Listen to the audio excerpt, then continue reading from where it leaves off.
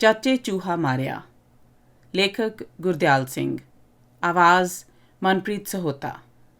ਉਸਦਾ ਨਾਂ ਤਾਂ ਮਾਪਿਆਂ ਨੇ ਬੜਾ ਚੁਣ ਕੇ ਰੱਖਿਆ ਸੀ, ਸ਼ੇਰ ਜੰਗ ਬਹਾਦਰ, ਪਰ ਸਾਰੇ ਮੁਹੱਲੇ ਦੇ ਨਿਆਣੇ ਉਸਨੂੰ ਚਾਚਾ ਸ਼ੇਰੂ ਹੀ ਕਹਿੰਦੇ ਸਨ। ਚਾਚਾ ਸ਼ੇਰੂ ਦੂਜੀ ਜੰਗ ਵੇਲੇ ਭਰਤੀ ਹੋਣ ਵੀ ਗਿਆ ਸੀ। ਭਰਤੀ ਅਫਸਰ ਨੇ ਉਸ ਦੀ ਬਹਾਦਰੀ ਪਰਖਣ ਲਈ ਉਸ ਦੇ ਸਿਰ ਉੱਤੇ ਇੱਕ ਖਾਲੀ ਘੜਾ ਰੱਖ ਦਿੱਤਾ।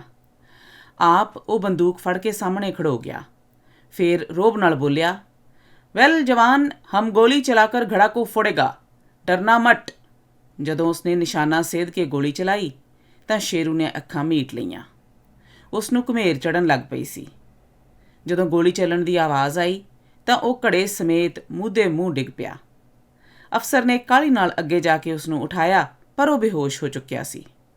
ਜਦੋਂ ਸ਼ੇਰੂ ਹੋਸ਼ ਵਿੱਚ ਆਇਆ ਤਾਂ ਅਫਸਰ ਨੇ ਕਿਹਾ, ਵੈਲ ਜਵਾਨ, ਤੁਮ ਘਰ ਕੋ ਵਾਪਸ ਜਾਓ। ਪਰ ਘਰ ਕਿਸ ਮੂੰਹ ਨਾਲ ਮੁੜਦਾ? ਘਰੋਂ ਤਾਂ ਰੁੱਸ ਕੇ ਅਤੇ ਭਰਤੀ ਦਾ ਡਰਾਵਾ ਦੇ ਕੇ ਆਇਆ ਸੀ। ਇਸ ਕਰਕੇ ਉਹ ਕਲਕੱਤੇ ਚਲਿਆ ਗਿਆ।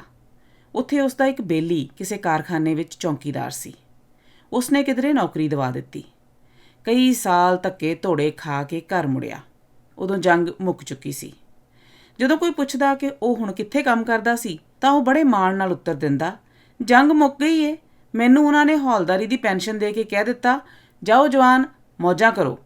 ਮੇਰਾ ਨਾਂ ਉਹਨਾਂ ਨੇ ਕੱਟ ਦਿੱਤਾ ਹੈ। ਸ਼ੇਰੂ ਦੇ ਭਰਾ ਆਪੋ ਆਪਣੇ ਕਾਰੋਬਾਰ ਵਿੱਚ ਲੱਗੇ ਹੋਏ ਸਨ। ਵੱਡੇ ਨੇ ਸਬਜ਼ੀ ਦੀ ਦੁਕਾਨ ਕੀਤੀ ਹੋਈ ਸੀ, ਛੋਟੇ 2 ਹਲਵਾਈ ਸਨ। ਤਿੰਨਾਂ ਦਾ ਆਰ ਪਰਿਵਾਰ ਸੀ। ਉਹਨਾਂ ਨੇ ਆਪੋ ਆਪਣੇ ਨਵੇਂ ਘਰ ਵੀ ਬਣਾ ਲਏ ਸਨ। ਸ਼ੇਰੂ ਨੂੰ ਉਹਨਾਂ ਨੇ ਪੁਰਾਣਾ ਘਰ ਦੇ ਦਿੱਤਾ। ਉਹ ਅੱਧ ਢੱਠਾ ਜਿਹਾ ਸੀ। ਉਹ ਸਵੇਰੇ ਸਵੇਰੇ ਆਪਣੇ ਹਲਵਾਈ ਭਰਾਵਾਂ ਕੋਲ ਜਾ ਕੇ ਕੰਮ ਧੰਦਾ ਕਰ ਆਉਂਦਾ ਅਤੇ ਉਹ ਉਸ ਨੂੰ ਰੋਟੀ ਟੁੱਕ ਖਵਾ ਦਿੰਦੇ। ਦੁਪਹਿਰ ਤੋਂ ਪਿੱਛੋਂ ਸ਼ੇਰੂ ਨਹਾ ਧੋ ਕੇ ਇੱਕ ਖੁੱਥੜ ਜਿਹੀ ਵਰਦੀ ਪਾ ਲੈਂਦਾ। ਫਿਰ ਆਥਣ ਤੱਕ ਉਹ ਆਂਢੀਆਂ ਗੁਆਂਢੀਆਂ ਅਤੇ ਬੱਚਿਆਂ ਨੂੰ ਆਪਣੀ ਬਹਾਦਰੀ ਦੇ ਕਾਰਨਾਮੇ ਸੁਣਾਉਂਦਾ ਰਹਿੰਦਾ। ਉਸਨੇ ਆਪਣੀ ਬਹਾਦਰੀ ਦੀਆਂ ਬਹੁਤ ਦਿਲਚਸਪ ਕਹਾਣੀਆਂ ਜੋੜੀਆਂ ਹੋਈਆਂ ਸਨ।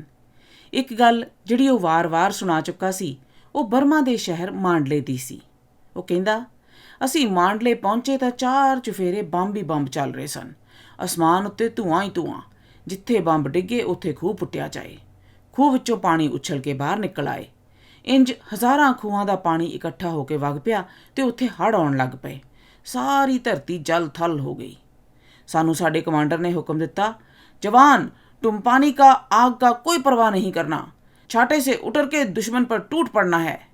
ਅਸੀਂ ਆਖਿਆ, ऐसा ही होगा साहब, हम दुश्मन का नक में दम कर देंगे। ਲਓ ਜੀ, ਸਾਨੂੰ ਹਵਾਈ ਜਹਾਜ਼ ਨੇ ਛਾਤਿਆਂ ਨਾਲ ਮਾਂਡਲੇ ਦੇ ਜੰਗਲਾਂ ਵਿੱਚ ਉਤਾਰ ਦਿੱਤਾ। ਸਾਡੀ ਪੂਰੀ ਪਲਟੂਨ ਸੀ। ਜੰਗਲ ਵਿੱਚ ਅਸੀਂ ਰਾਤੋਂ ਰਾਤ ਮੋਰਚੇ ਪੁੱਟੇ। ਦੁਸ਼ਮਣ ਵੀ ਮਾਰੋ ਮਾਰ ਕਰਦਾ ਆ ਗਿਆ। ਬਸ ਜੀ, ਲੜਾਈ ਸ਼ੁਰੂ ਹੋ ਗਈ। ਪਰ ਜਾਪਾਨੀ ਮਾਰੋ ਮਾਰ ਕਰਦੇ ਅੱਗੇ ਵਧਦੇ ਆਉਣ। ਉਹਨਾਂ ਨੇ ਇੱਕੋ ਦਿਨ ਵਿੱਚ ਸਾਡੇ ਉੱਤੇ 10,000 ਟਨ ਬੰਬ ਮੀਂਹ ਵਾਂਗ ਵਰ੍ਹਾ ਦਿੱਤੇ। ਸਾਡੀ ਸਾਰੀ ਪਲਟੂਨ ਮਾਰੀ ਗਈ। ਬਸ ਮੈਨੂੰ ਇਕੱਲੇ ਨੂੰ ਰੱਬ ਨੇ ਬਚਾ ਲਿਆ। ਲਓ ਜੀ, ਮੈਂ ਆਪਣੀ ਪਲਟੂਨ ਦਾ ਬਚਿਆ ਗੋਲੀ ਸਿੱਕਾ ਵਰਤਿਆ। ਇਕੱਲੇ ਨੇ ਹੀ 5 ਦਿਨ ਦੁਸ਼ਮਣ ਨੂੰ ਰੋਕੀ ਰੱਖਿਆ। ਦੁਸ਼ਮਣ ਸੋਚੇ ਇਹ ਇੱਕ ਹੋਰ ਪਲਟੂਨ ਕਿੱਥੋਂ ਆ ਗਈ। ਪਰ 5 ਦਿਨ ਪਿੱਛੋਂ ਮੇਰਾ ਗੋਲੀ ਸਿੱਕਾ ਵੀ ਮੁੱਕਣ ਲੱਗਾ। 3 ਦਿਨ ਤੋਂ ਮੈਨੂੰ ਖਾਣ ਨੂੰ ਵੀ ਕੁਝ ਨਹੀਂ ਸੀ ਮਿਲਿਆ। ਮੈਂ ਜੰਗਲ ਵਿੱਚ ਕੋਈ ਸ਼ਿਕਾਰ ਲੱਭਣ ਤੁਰ ਪਿਆ।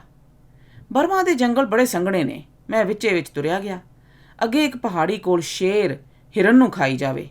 ਮੈਂ ਸ਼ੇਰ ਉੱਤੇ ਗੋਲੀ ਚਲਾਈ। ਮੇਰੇ ਕੋਲ ਇਹ ਆਖਰੀ ਗੋਲੀ ਸੀ। ਉਹ ਸ਼ੇਰ ਦੇ ਨਾਂ ਵੱਜੀ। ਸ਼ੇਰ ਗਰਜ ਕੇ ਮੇਰੇ ਉੱਤੇ ਝਪਟਿਆ। ਮੈਂ ਆਪਣੀ ਸੰਗੀਨ ਉਸ ਦੀ ਧੌਣ ਵਿੱਚ ਖੋਭ ਦਿੱਤੀ। ਉਹ ਜ਼ਖਮੀ ਹੋ ਕੇ ਪਰਾਂ ਡਿੱਗਿਆ, ਪਰ ਦਹਾੜਦਾ ਹੋਇਆ ਫਿਰ ਮੇਰੇ ਵੱਲ ਆਇਆ। ਐਤਕਾਂ ਅਸੀਂ ਗੁੱਥਮ ਗੁੱਥਾ ਹੋ ਪਏ। ਮੈਂ ਉਹਦੇ ਮੂੰਹ ਵਿੱਚ ਆਪਣੀ ਰਾਈਫਲ ਦਾ ਬੱਟ ਪਾ ਦਿੱਤਾ। ਸ਼ੇਰ ਉਲਟ ਕੇ ਪੁੱਠਾ ਡਿੱਗ ਪਿਆ। ਅਤੇ ਇਸ ਕਹਾਣੀ ਨੂੰ ਹਰ ਵਾਰ ਕੁਝ ਬਦਲ ਕੇ ਅਤੇ ਵਧਾ ਚੜ੍ਹਾ ਕੇ ਸੁਣਾਉਂਦਾ। ਖਾਸ ਤੌਰ 'ਤੇ ਇਹ ਬੱਚਿਆਂ ਨੂੰ ਸੁਣਾਉਂਦਾ। ਬੱਚੇ ਪਹਿਲਾਂ ਤਾਂ ਧਿਆਨ ਨਾਲ ਸੁਣਦੇ ਰਹਿੰਦੇ, ਪਰ ਜਦੋਂ ਕਹਾਣੀ ਮੁੱਕਦੀ ਤਾਂ ਸਾਰੇ ਹੱਸਦੇ ਹੋਏ ਤਾੜੀਆਂ ਮਾਰ ਕੇ ਗਾਉਣ ਲੱਗ ਪੈਂਦੇ। ਦਾਣਿਆਂ ਦੀ ਲੱਪ, ਚਾਚਾ ਸ਼ੇਰੂ ਮਾਰੇ ਗੱਪ, ਚਾਹ ਦੀ ਫੁੱਟੀ ਕੱਪੀ, ਚਾਚਾ ਸਭ ਤੋਂ ਵੱਡਾ ਗੱਪੀ। ਉਹ ਬੱਚਿਆਂ ਵੱਲ ਸੋਟੀ ਚੁੱਕ ਕੇ ਪੈ ਜਾਂਦਾ ਅਤੇ ਆਖਦਾ, ਹੁਣ ਤੁਹਾਨੂੰ ਕਦੇ ਕੋਈ ਗੱਲ ਨਹੀਂ ਸੁਣਾਉਣੀ। ਸਾਰੇ ਬੱਚਿਆਂ ਨੂੰ ਪਤਾ ਸੀ ਕਿ ਚਾਚਾ ਨਿਰੇ ਗੱਪ ਜੋੜਦਾ ਸੀ। ਉਹਦੀ ਬਹਾਦਰੀ ਦਾ ਇਹ ਹਾਲ ਸੀ ਕਿ ਉਹ ਚੂਹਿਆਂ ਕੋਲੋਂ ਵੀ ਡਰਦਾ ਸੀ। ਉਹਦਾ ਘਰ ਵੀ ਅੱਧਾ ਕੱਚਾ ਅਤੇ ਅੱਧਾ ਪੱਕਾ ਸੀ। ਜਿੱਥੇ ਉਹ ਸੌਂਦਾ ਸੀ ਉਸ ਕੋਠੜੀ ਵਿੱਚ ਚੂਹੇ ਬਹੁਤ ਸਨ। ਉਸਨੇ ਚੂਹਿਆਂ ਲਈ ਇੱਕ ਬਿੱਲੀ ਰੱਖ ਲਈ, ਪਰ ਬਿੱਲੀ ਕੁਝ ਚਿਰ ਪਿੱਛੋਂ ਮਰ ਗਈ। ਚੂਹੇ ਬਹੁਤ ਤੰਗ ਕਰਨ ਲੱਗ ਪਏ। ਉਸਨੇ ਸੋਚਿਆ ਪਿੰਜਰਾ ਲੈ ਆਏ। ਲੋਹੇ ਦਾ ਪਿੰਜਰਾ ਮਹਿੰਗਾ ਸੀ, ਇਸ ਲਈ ਉਸਨੇ ਇੱਕੋ ਚੂਹਾ ਫੜਨ ਵਾਲਾ ਲੱਕੜ ਦਾ ਪਿੰਜਰਾ ਲੈ ਆਂਦਾ। ਇਹ ਕੁੜੱਕੀ ਵਾਂਗ ਬੰਦ ਹੁੰਦਾ ਸੀ। ਜਿਸ ਰਾਤ ਉਸਨੇ ਪਿੰਜਰਾ ਕੋਠੜੀ ਵਿੱਚ ਰੱਖਿਆ ਉਸ ਰਾਤ ਮੀਂਹ ਪੈ ਰਿਹਾ ਸੀ। ਇੱਕ ਕਤੂਰਾ ਅੰਦਰ ਆ ਕੇ ਪੀਪੇ ਪਿੱਛੇ ਲੁੱਕ ਕੇ ਬੈਠ ਗਿਆ। ਚਾਚੇ ਨੂੰ ਪਤਾ ਨਾ ਲੱਗਿਆ। ਉਹ ਬੂਹਾ ਬੰਦ ਕਰਕੇ ਸੌਂ ਗਿਆ। ਅੱਧੀ ਰਾਤੀ ਕੜਾਕ ਕਰਕੇ ਪਿੰਜਰਾ ਬੰਦ ਹੋ ਗਿਆ। ਚਾਚਾ ਤਰਬਕ ਕੇ ਉੱਠਿਆ। ਲਾਲਟੈਨ ਜਗਾਉਣ ਲੱਗਿਆ ਤਾਂ ਡੱਬੀ ਨਾ ਲੱਭੀ। ਉਸ ਵੇਲੇ ਉਸਨੂੰ ਚੌਂ ਚੌਂ ਦੀ ਆਵਾਜ਼ ਸੁਣੀ। ਉਹ ਘਬਰਾ ਗਿਆ। ਇਹ ਚੂਹੇ ਦੀ ਆਵਾਜ਼ ਨਹੀਂ ਸੀ। ਇਹ ਓਪਰੀ ਆਵਾਜ਼ ਮੁੜ ਸੁਣੀ ਤੇ ਚਾਚਾ ਡਰ ਕੇ ਮੰਜੇ ਵੱਲ ਨੱਸਿਆ।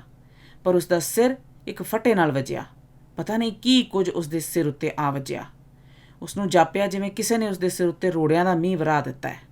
ਚਾਚੇ ਦੀ ਚੀਖ ਨਿਕਲ ਗਈ। ਉਹ ਬੂਹੇ ਵੱਲ ਭੱਜਿਆ, ਪਰ ਆਪਣੇ ਮੰਜੇ ਵਿੱਚ ਵੱਜ ਕੇ ਮੂੰਹ 'ਤੇ ਮੂੰਹ ਡਿੱਗ ਪਿਆ। ਚੌਂ ਚੌਂ ਦੀ ਆਵਾਜ਼ ਹੋਰ ਵੱਧ ਗਈ। ਉਹ ਬਹੁਤ ਘਬਰਾ ਗਿਆ, ਪਰ ਕੁਝ ਹਿੰਮਤ ਕਰਕੇ ਉੱਠਿਆ ਤੇ ਬੂਹੇ ਵੱਲ ਨੱਸ ਪਿਆ। ਮੰਜੇ ਤੇ ਬੂਹੇ ਦੇ ਵਿਚਕਾਰ ਪੀਪਾ ਪਿਆ ਸੀ। ਉਹ ਪੀਪੇ ਵਿੱਚ ਵੱਜ ਕੇ ਫਿਰ ਡਿੱਗ ਪਿਆ। ਐਤਕਾਂ ਉਸਨੂੰ ਇੰਝ ਜਾਪਿਆ ਜਿਵੇਂ ਉਸਦੇ ਪਿੱਛੇ ਕੋਈ ਭੂਤ ਪ੍ਰੇਤ ਪੈ ਗਿਆ ਹੋਵੇ। ਪੀਪੇ ਨਾਲ ਵੱਜ ਕੇ ਉਸਦੀ ਲੱਤ ਨੂੰ ਵੀ ਝਰੀਟ ਆ ਗਈ। ਉਹ ਘਾਬਰਿਆ ਹੋਇਆ ਹਿੰਮਤ ਕਰਕੇ ਮੁੜ ਬੂਹੇ ਵੱਲ ਵਧਿਆ, ਪਰ ਅਜੇ ਉਸ ਕੁੰਡੀ ਨੂੰ ਹੱਥ ਨਹੀਂ ਸੀ ਪਾਇਆ ਕਿ ਉਸਦੇ ਪੈਰਾਂ ਵਿੱਚ ਫੜਾਕ ਕਰਦਿਆਂ ਕੋਈ ਚੀਜ਼ ਆ ਵੱਜੀ। ਉਸਨੂੰ ਚੌਂ ਚੌਂ ਦੀ ਆਵਾਜ਼ ਵੀ ਕਾਹਲੀ ਹੋ ਗਈ ਜਾਪੀ। ਚਾਚੇ ਸ਼ੇਰੂ ਨੇ ਟਪੂਸੀ ਮਾਰੀ ਤੇ ਨਾਲੇ ਉੱਚੀ ਕੂਕ ਪਿਆ, ਹਾਏ ਨੀ ਮਾਂ, ਖਾ ਲਿਆ ਹੀ ਭੂਤ ਨੇ। ਕਿਸੇ ਨਾ ਕਿਸੇ ਤਰ੍ਹਾਂ ਬੂਹਾ ਖੋਲ੍ਹ ਕੇ ਬਾਹਰ ਵਿਹੜੇ ਵਿੱਚ ਆ ਕੇ ਰੌਲਾ ਪਾਉਣ ਲੱਗ ਪਿਆ, ਖਾ ਲਿਆ ਹੀ ਭੂਤ ਨੇ, ਖਾ ਲਿਆ ਹੀ ਪ੍ਰੇਤ ਨੇ। ਰੌਲਾ ਸੁਣ ਕੇ ਉਸਦੇ ਗੁਆਂਢੀ ਜਾਗ ਪਏ। ਵਾਹੋ ਦਾਹੀ ਸਭ ਉਸਦੇ ਵਿਹੜੇ ਵੱਲ ਨੱਸੇ। ਹਨੇਰੇ ਕਰਕੇ ਕਿਸੇ ਨੂੰ ਕੁਝ ਪਤਾ ਨਾ ਲੱਗਿਆ ਕਿ ਕੀ ਗੱਲ ਹੋਈ ਏ। ਇੱਕ ਗੁਆਂਢੀ ਸ਼ਾਮੂ ਲਾਲਟੈਨ ਜਗਾ ਕੇ ਲੈ ਆਇਆ।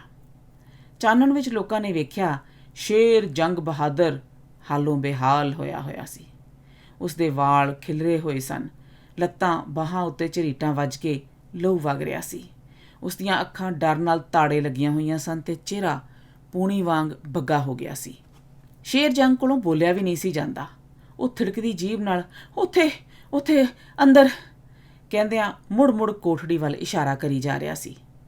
ਗੁਆਂਢੀ ਕੋਠੜੀ ਦੇ ਨੇੜੇ ਗਏ ਤਾਂ ਇੱਕ ਕਤੂਰਾ ਦੇਹਲੀ ਕੋਲ ਬੈਠਾ ਦਿਸਿਆ। ਸ਼ਾਮੂ ਨੇ ਲਾਲਟੈਨ ਅਗਾਂਹ ਕਰਕੇ ਵੇਖਿਆ। ਕਤੂਰੇ ਦਾ ਮੂੰਹ ਪਿੰਜਰੇ ਦੀ ਫੱਟੀ ਵਿੱਚ ਘੁੱਟਿਆ ਹੋਇਆ ਸੀ। ਉਹ ਮੂੰਹ ਵਿੱਚੋਂ ਚੌਂ ਚੌਂ ਦੀ ਆਵਾਜ਼ ਕਰਦਾ ਆਪਣਾ ਮੂੰਹ ਬਾਹਰ ਕੱਢਣ ਦਾ ਯਤਨ ਕਰ ਰਿਹਾ ਸੀ।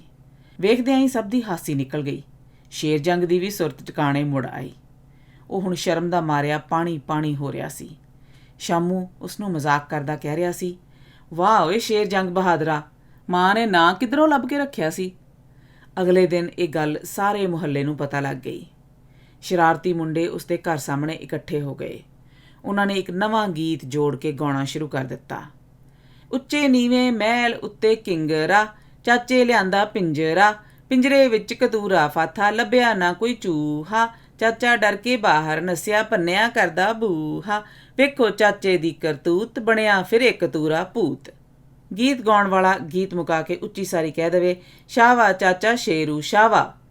ਉਸਦੇ ਮਗਰ ਸਾਰੇ ਬੋਲਣ, ਸ਼ਾਵਾ ਚਾਚਾ ਸ਼ੇਰੂ ਸ਼ਾਵਾ। ਉਸ ਦਿਨ ਪਿੱਛੋਂ ਚਾਚੇ ਨੇ ਕਿਸੇ ਨੂੰ ਉਹ ਮਾਂਡਲੇ ਵਾਲੀ ਕਹਾਣੀ ਨਹੀਂ ਸੁਣਾਈ। ਉਸਨੇ ਚੂਹੇ ਫੜਨ ਵਾਲਾ ਪਿੰਜਰਾ ਵੀ ਪੜਛੱਤੀ ਉੱਤੇ ਰੱਖ ਦਿੱਤਾ।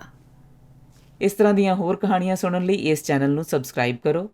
ਜੇ ਤੁਹਾਨੂੰ ਇਹ ਕੰਮ ਪਸੰਦ ਆਇਆ ਤਾਂ ਲਾਈਕ ਵੀ ਕਰਨਾ, ਸ਼ੇਅਰ ਵੀ ਕਰਨਾ, ਸਾਰਿਆਂ ਨੂੰ ਦੱਸਣਾ।